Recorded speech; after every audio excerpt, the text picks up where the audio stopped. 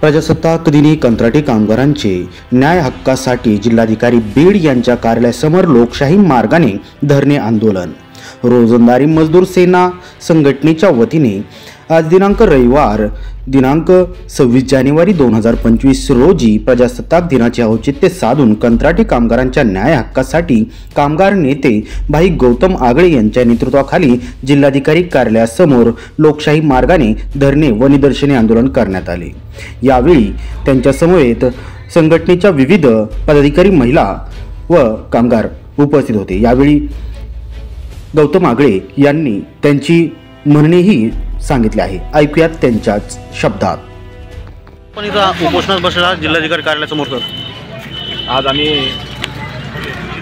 जिल्हाधिकारी महोदय कार्यालयाच्या समोर बीड नगर परिषदेच्या सर्व सफाई कामगारांना 1 जून 2023 रोजी अयोग्य व बेकायदेशीरच्या कामावर कमी केल्यामुळे त्यांना तात्काळ कामावर घ्यावे।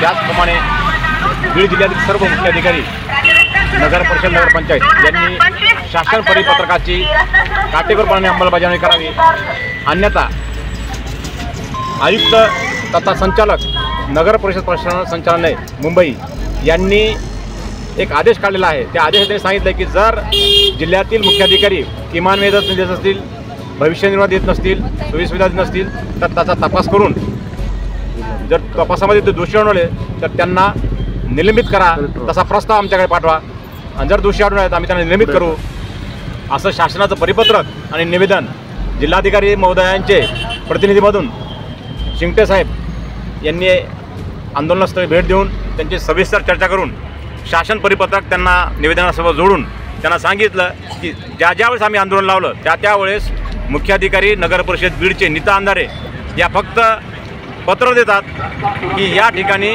निविदा प्रक्रिया पूर्ण करून जे निविदाधारक असतील त्यांना आम्ही सहानुभूतीपूर्वक विचार करून त्यांना कामावर घेण्याचे आदेशित करू। परंतु 18 महिने झाले, हे अत्यावश्यक काम आहे।